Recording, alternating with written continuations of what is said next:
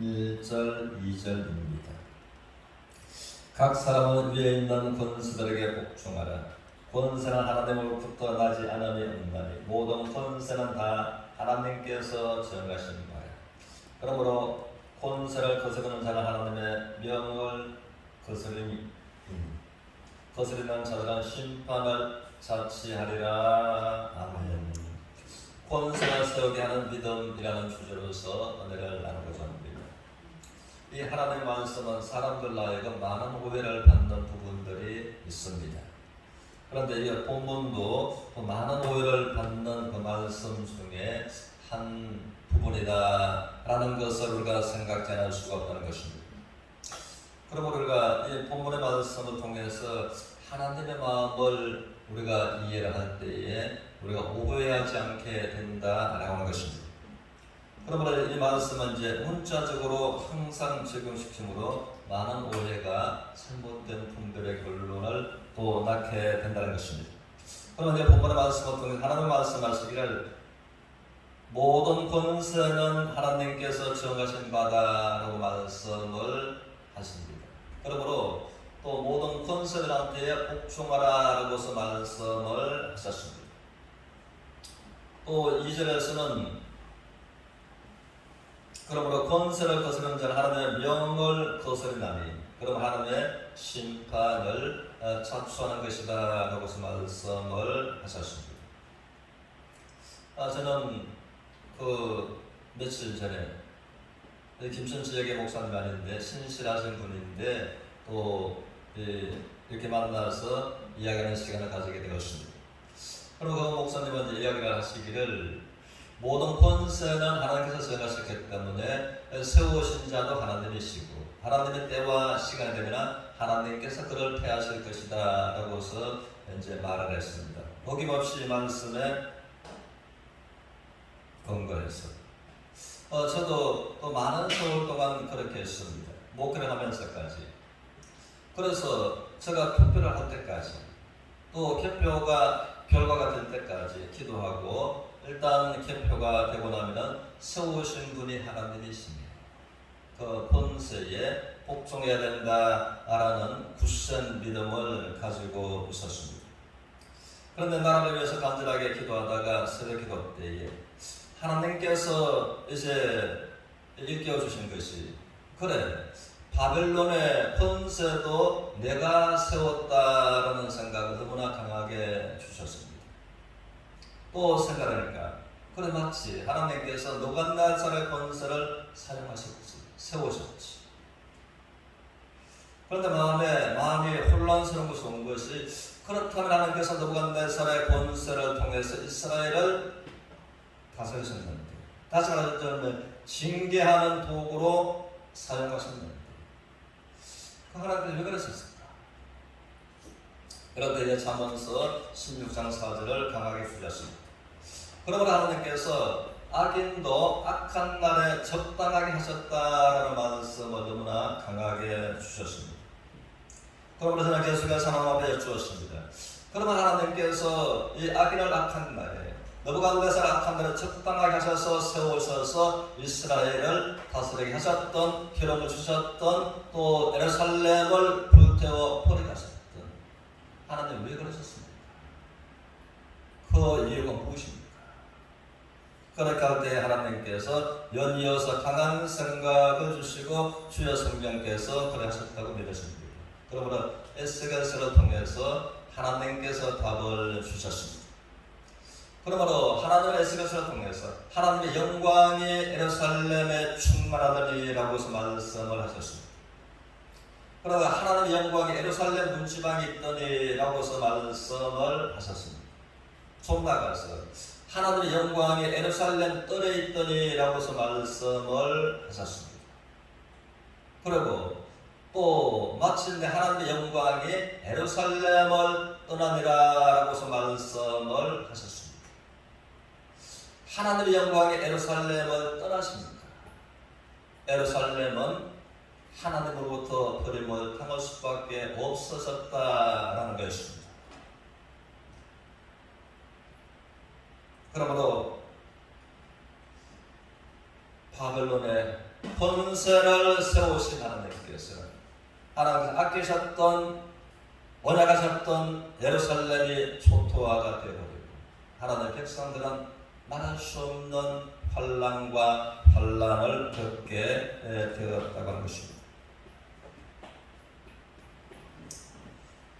그러면 하나님께서 이에 관해서 하박국을 통해서 말씀을 하시는 것이 하나님께서 왜 악한 바벨론의 권세를 일으켜 세우실 수밖에 없으셨는가라는 것에 관해서 우리는 하박국을 보면은 하박국 선지자가 1장을 통해서 계속해서 이스라엘을 이제 고발하고 있는 것이 하박국 선지자였습니다.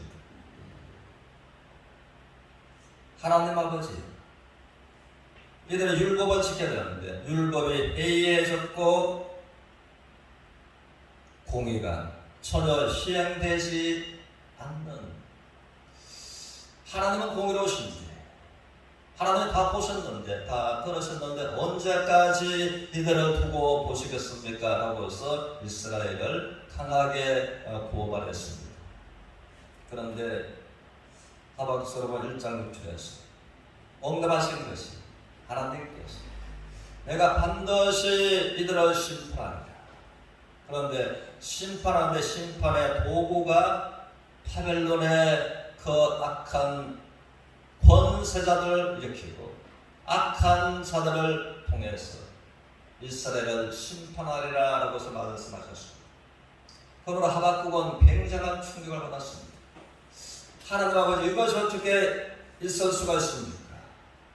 이스라엘보다도 더 악한 바벨론을 일으켜 세워서 이스라엘을 심판하신다는 것이 어찌 있을 수가 있습니까? 그러면서 그들이 잔인하게 바벨론의 권세가 하나님이 아끼셨던 예루살렘을, 하나님이 아끼셨던 이스라엘 백성들을 어떻게 잔인하게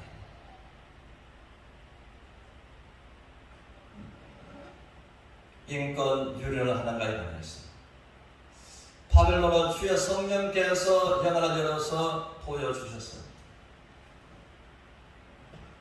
이제는 하박국은 너무나 충격이 되었습니다. 그러므로 그것은 장차 바벨론의 권세가 예루살렘과 하나님의 백성들을 어떻게 환난으로 몰고 갈 것을 생각합니다. 그는 온 창자가 끊어지는 고통을 당했다. 온 뼈가 쑤시는 썩는 같은 고통을 당했다라고서 하박국은 이제 말하고 있는 것입니다. 그럴 때 하나님 아버지, 이들은 어떻게 하겠습니까? 바벨론의 악한 권세자들 어떻게 하시겠습니까? 그러니까 하나님께서 내가 이스라엘을 징계하는 징계의 도구로 사용하고 난 다음에 내가 그들을 반드시 심판하리라 라고 말씀을 응답으로 해주셨습니다. 그러니까 하박국은 그러므로 하나님 아버지, 수년 내에 이것을 행하시옵소서. 수년 내에 우리를 새롭게, 수년 내에 부흥케 하옵소서 라고 하는 그 부흥은 무시무시한 끔찍한 바벨론의 심판 환난이 수년 내에 끝나게 해달라고서 하박국은 간절하게 기도했더라라고 하는 것입니다. 그러므로 하나님께서 말씀처럼 모든 권세는 하나님께서 세우시는 것이 맞으신 것입니다. 그러므로 권세에게 복종하라고 하나님께서 말씀을 하신 것입니다. 권세를 거스르는 자는 하나님의 명을 거스르는 것이라고 말씀하셨습니다. 그러면 하나님의 명을 거스름으로 심판을 자초하게 된다라고서 말씀을 하셨습니다. 그런데 중요한 것은 그러므로 이스라엘 백성들이 바벨론의 권세를 하나님이 세우셨으므로 예레미야를 통해서 왕에게 이제는 말을 하게 하신 하나님, 바벨론에 관해서 그 권세에 맞서 싸우며 죽을 것이다, 항복하면 살 것이다 얼마나 비참하고 처참한 모습인지. 그러므로 이제 이사야서 36장 3절에서 말씀처럼 오늘은 환난과 책벌이 있는 날이다.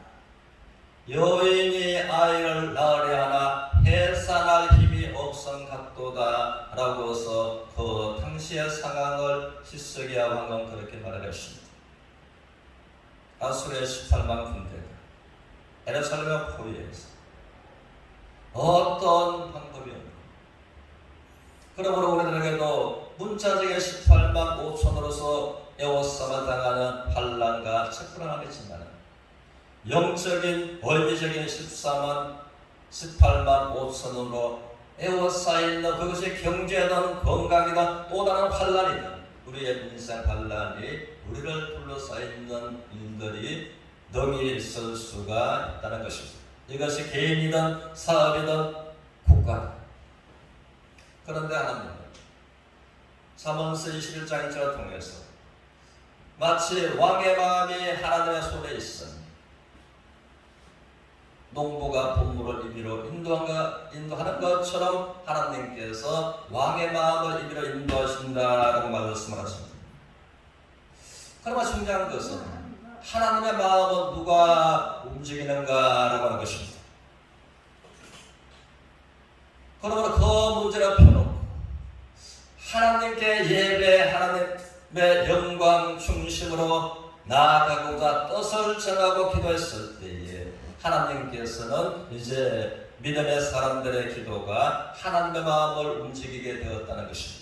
그러므로 18만 5천 명을 우리 하나님께서 천사가 통해서 고난스럽게 싸늘한 시체로 다 바꾸셨다는 것이죠.